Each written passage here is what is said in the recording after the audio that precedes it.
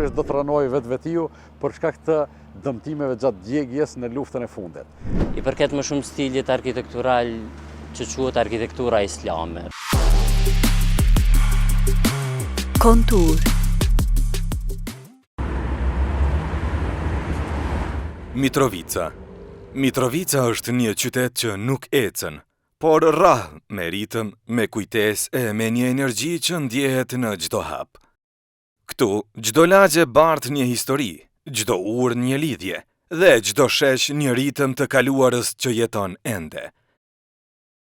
Këshilli i Bashkësisë Islame në Mitrovicë ka qenë dhe mbetet një pikë e besueshme orientimi për besimtarët.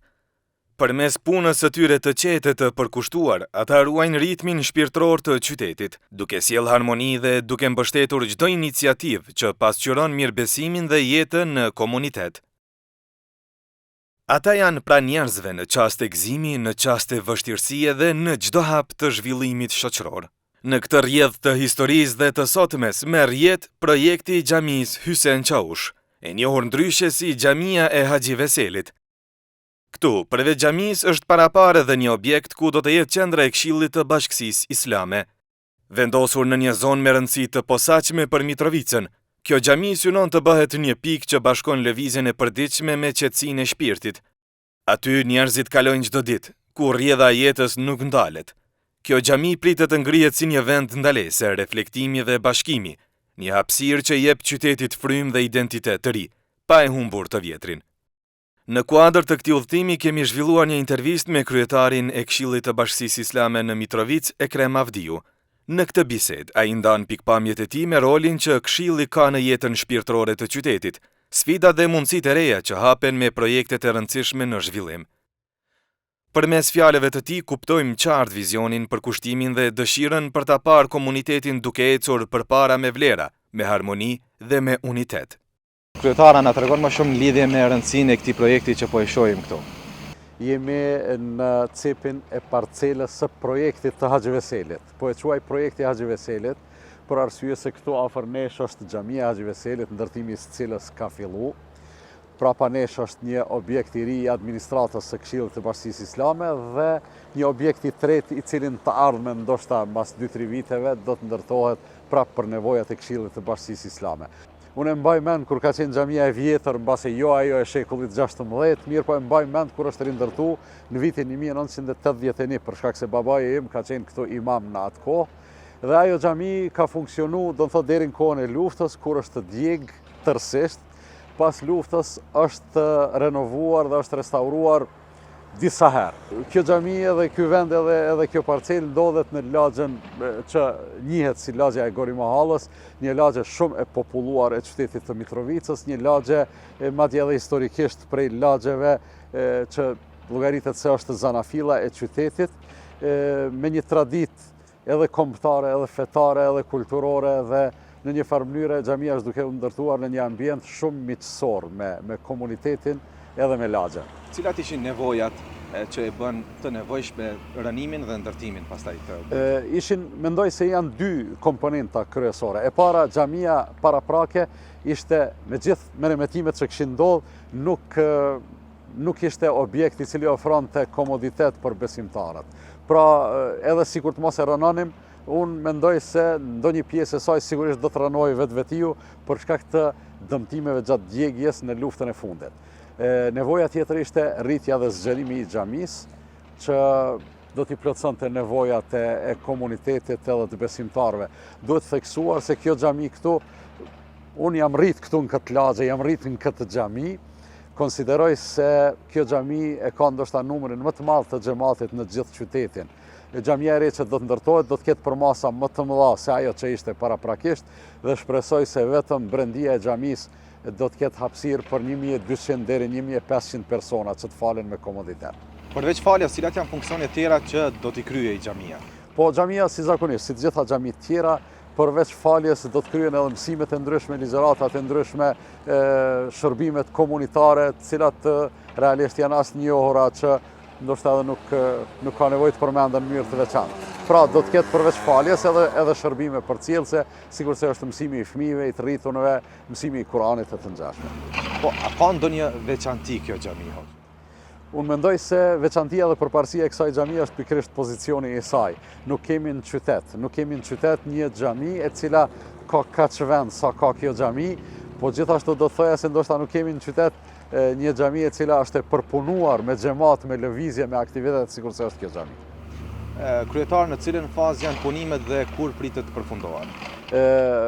Sikur mund ta shihni, për momentin jemi duke finalizuar fazën fillestare të themeleve të xhamisë.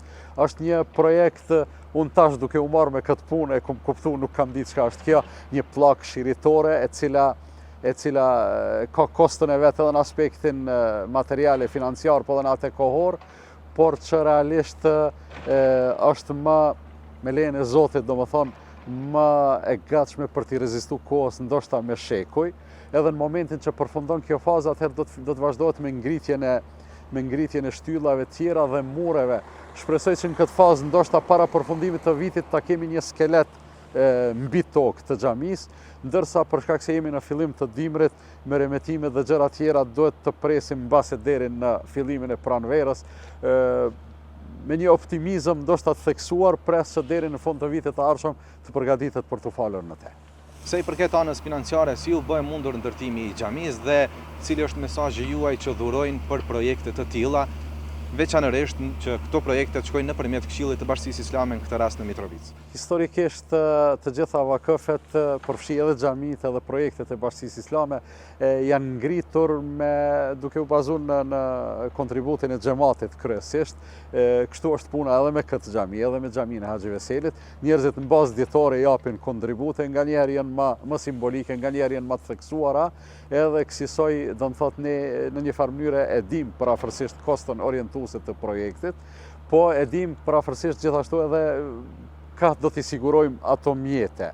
Ndërsa porosia dhe mesazhi im për të gjithë kontribuesit që kanë kontribuar, po edhe ata cilët janë potencial, është që të kujtojmë se një investim i këtill është investim në të ardhmen jo vetanakëve, në të ardhmen e komunitetit, në të ardhmen e brezave, e që realisht sevapi u shkon gjithë atyre vakefëve, atyre cilët dhanë kontribut për vakefet e ndryshme. Në Mitrovicë, krahas projekteve të reja, po marrin formë edhe restaurime të rëndësishme, që synojnë të ruajnë kujtesën e qytetit dhe të japin vlerë trashëgimisë së tij. Këto ndërhyrje rikthejnë në jetë hapësira që kanë shërbyer brez pas brezi, duke i bërë pjesë të së sotmes dhe të së ardhmes së qytetit. Kryetar, çka tjetër po zhvillohet në Mitrovicë? Ka restaurime, renovime që janë në kuadër të Këshillit ose në mbikëqyrje? Menaxhimi i xhamive është sfidë gjithsesi. Të gjitha xhamit kanë nevojë të kohë pas kohëshme për investime të caktuara. Kryesisht këte e bojnë imamët në koordinim me xhamatet e tyre. Jemi të kënaqur me atë që ndodh, për shkak se të gjithë zakonisht i sjellin planet dhe projektet në Këshillin e Bashkisë Islame për të aprovuar, e pastaj vazhdojnë. Sa kemi përcjellë mbarvajtjen e punës së xhamive, të gjitha xhamit janë me një infrastrukturë të mirë edhe komode për të kryer aktivitetet fetare. Për te i kësaj, ne si Këshilli i Bashkisë Islame jemi duke punuar krahas projektet të xhamisë së Haxhi Veselit edhe në 2 projekte. Projekti është ndërtimi i objektit të administratës, objektit të ri të administratës së Këshillit, i cili është këtu prapa meje, një objekt 3 katësh, P+2, i cili do të ofrojë një infrastrukturë të mirë fillt për administratën e Këshillit të Bashkisë Islame. Pastaj në qendër të qytetit jemi duke finalizuar një projekt tjetër, ta quajmë një shkollë të Kur'anit apo një kurs të Kur'anit, një ndërtesë 4 katëshe, e cila do të ketë parafërsisht 800 deri 900 metra katror. Ndërtimi i vrasht ka përfundu, finalizimi do akoma mund kohë dhe investim, nuk jemi duke u ngutur gjithsesi, por është një projekt i cili gjithashtu qyteti Mitrovicës ka nevojë për te, për shkak se do të ofrojmë mundësi që fëmijët tanë, djem e vajza, të mësojnë leximin e Kur'anit në nivelet e ndryshme. Këto objekte po marrin formë dhe po konkretizohen fal punës së arkitektëve të zotë si Edison Tornava dhe Feriz Kadriu, të cilët po japin Mitrovicës një frymë të re përmes restaurimit dhe kujdesit profesional ndaj hapësirave historike.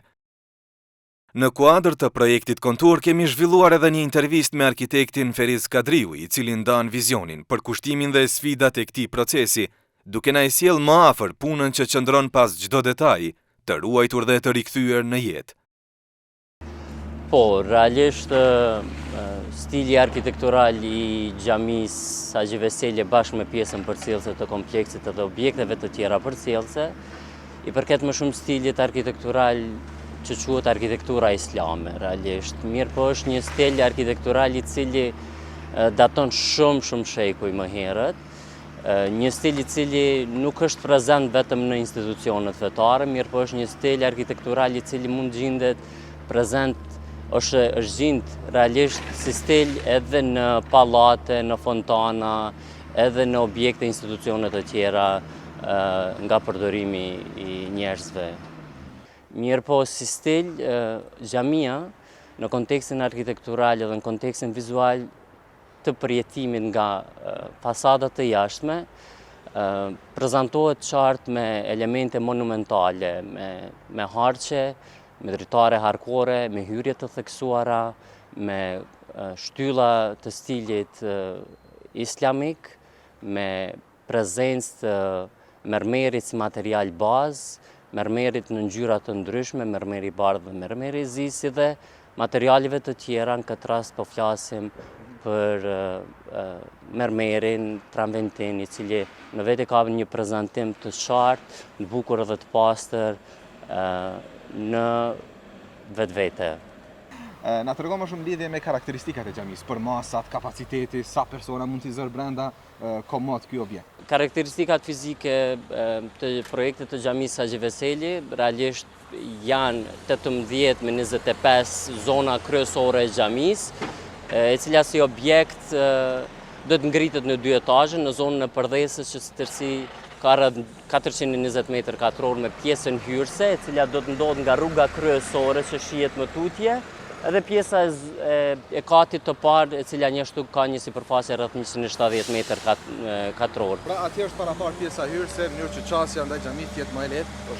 Sigurisht, hyrja qendrore nga xhamia do të bëhet nga rruga kryesore, edhe si tërësi xhamia hapet nga 2 rrugë të zonës, edhe cila realisht ofron një transparencë dhe një qasje pak më miqësore për gjithë qytetarët e rrethinës. Hyrja qendrore është parapa drejt rrugës kryesore të bahet, mirë po edhe për shkak të orientimit specifik të cilin duhet ta ketë xhamia si institucion fetar. Pjesa integruar e objektit të xhamisë janë edhe pjesa e lokaleve afariste, sigurisht të cilat do të shërbejnë në përdorim të funksionit edhe mirëmbajtjes më tutje të xhamisë. Pjesë interesante në kuadër të këtij projekti sigurisht ka qenë pjesa e përmbajtjes drejt memorjes edhe rëndësisë së memorjes kolektive realisht, edhe në këtë rast neve po flasim për një xhami e cila historikisht xhamia Haxhi Veselit ka qenë pjesë e shumë zhvillimeve historike, ekonomike, sociale, kulturore, sidomos edhe fetare për qytetarët e qytetit të Mitrovicës. Prandaj neve kur flasim për këtë institucion të ri edhe këtë projekt të ri, po flasim për një minare e cila është projektuar fiks në fundamentin ose në gurthemelin ku ka qenë edhe minarja paraprake e xhamisë Haxhi Veseli, objektit të vjetër. Xhamia si projekt, si tërësi në vete, përveç stilit arkitektural, tenton të sjellë një ndjesi të re për të gjithë qytetarët të cilët e praktikojnë fenë islame. Edhe në këtë rast integrimi i ndriçimit edhe orientimit drejt djellëzimit edhe dritës natyrale ka qenë një komponent shumë interesante për përjetimin e brendshëm të xhamisë, sidomos gjatë kryerjes së ritualeve fetare.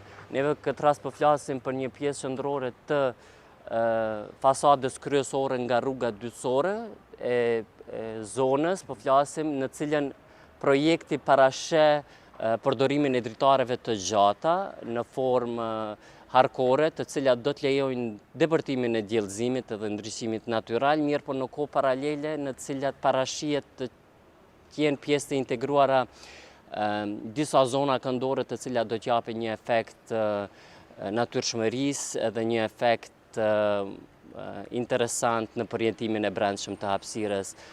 Xhamia si projekt dhe si tërësi, përveç karakteristikave fizikeve të cilave po flasim, kjo ngritet në një kupoll të lartë rreth 8 metra, si dhe minarja të cilën ju thash është një karakteristikë interesante, do të ngrihet e lartë rreth 30 metër. Dhe më thënë, neve po flasim për karakteristikat e reja, për shkak se po flasim për modullet e reja, për kërkesat e reja, të cilat janë shtu gjatë periudhës kohore.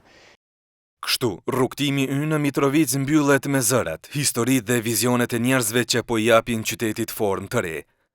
Nga projektet e mëdha deri te restaurimet me kujdes të veçantë, çdo hap tregon për kushtimin dhe dëshirën për t'i ruajtur vlerat, duke krijuar një të ardhme më të ndritshme. Mitrovica vazhdon të ndërtoj, të rikthej dhe të besoj, dhe ky është rrëfimi që e bën këtë qytet të qëndrojë fuqishëm në kohë. Xhamit e Allahut i ndërtojnë vetëm ata që besojnë në Allahun dhe ditën e fundit, që falin namazin, japin zekatin dhe nuk i friksohen askujt tjetër përveç Allahut. Këta janë prej të udhëzuarve.